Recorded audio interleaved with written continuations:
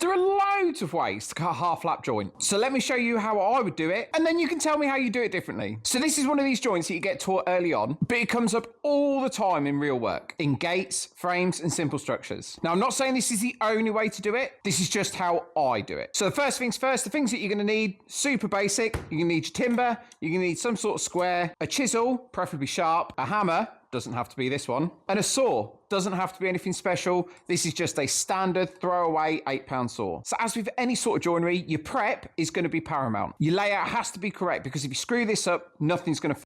So we're going to keep it super simple. Like I said, we've got the square, a pencil, and a knife. The knife line is going to keep it nice and tight. And obviously a tight joint is going to give you a lot more strength. And so I'm going to explain it nice and easy, because on site, I'd zip through this, but for you guys, we'll take it one step at a time. First thing we're going to do is we're going to lay everything out, make sure we've sized it all correctly. Obviously, these uprights here, they're going to be the length that they need to be. And then because we're doing half lights, we want these to be the full width that we need them to be. And then obviously we're going to cut a section out. For ease of the job I'm marking out, what we'll do is we'll butt the two uprights together, pop them like this, make sure that we're flush on this edge here. Happy with that, what we'll do is we'll just draw a line across. Okay, same thing on the other side. Sit this on, make sure that we're flush behind it, pop it on. You need to make sure you get right into the corner as well, because we don't want to be taking off any more than we need to. So that's those bits done.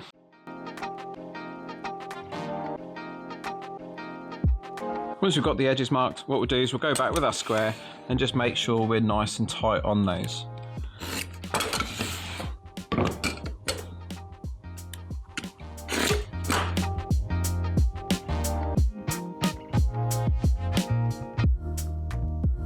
So what we're going to do now is we're going to carry this mark along this edge on all 4 pieces. So I'll do that now.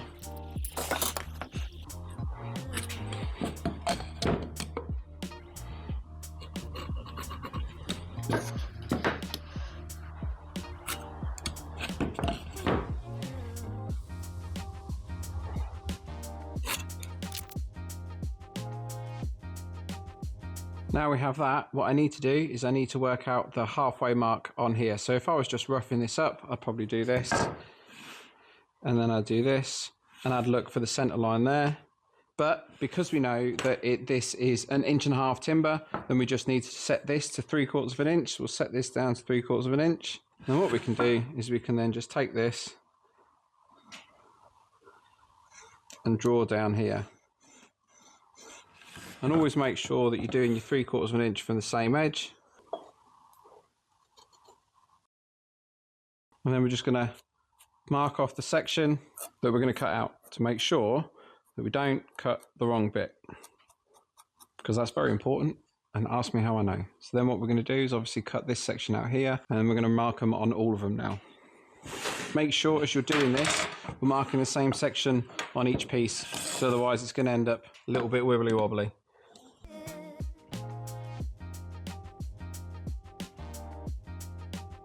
So now we've got everything marked, okay, what we're going to do is we're going to start sawing, but we're going to try and keep the saw flat. So to start off with, we're going to start a slight angle, and then we're going to roll it up flat, and we're going to make sure we cut on the waste side of the line, not on the good side of the line.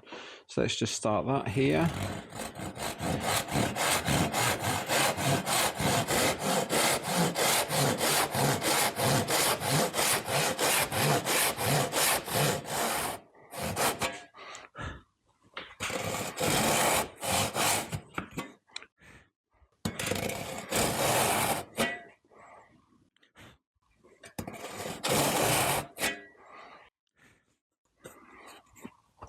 As you can see, we've pretty much come all the way down to this line.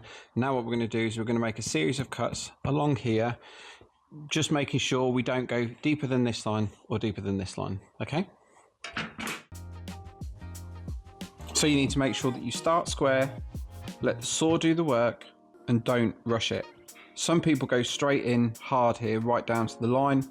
I don't, and personally I think that's where the issues arise. This is where most half laps will go wrong. People will rush the cleanup, and that's the most difficult part, especially when working with softwoods.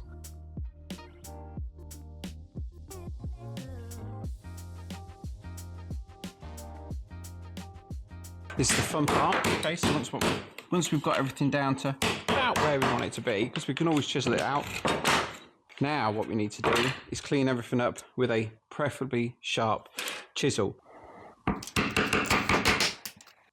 If you haven't used a chisel before, one thing to remember is ideally you want the workpiece clamped down so that it's not going to move, and you don't want to be cutting towards your body. All I'm going to do is I'm going to pop the chisel onto the line that I've marked, try and keep it as flat as possible, just give it a few little taps.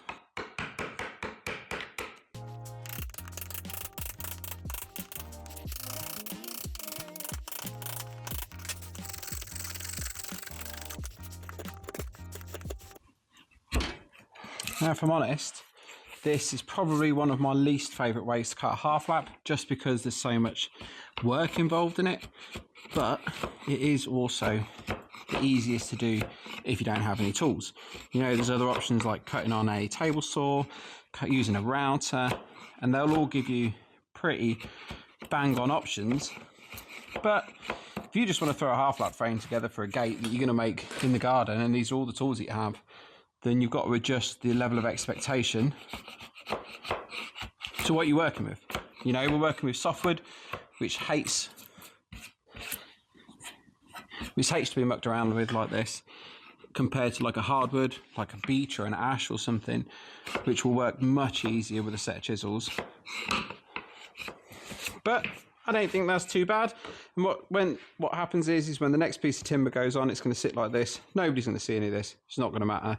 And it's still going to be nice and tight and strong.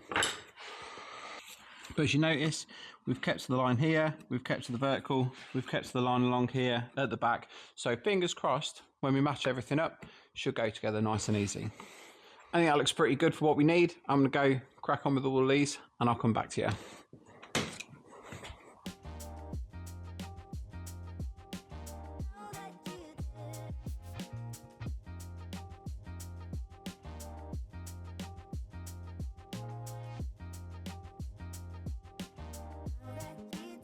Okay, so this is what we're sort of looking for here. It's not perfect, not by any means, but it is done by hand, so it is going to be what it is. This, you can see here, this is the issue when you're working with softwood. It has a tendency to chip out and pull and splinter, and what it will do is, because you're going with the grain, as you start to pull, this will start to peel off.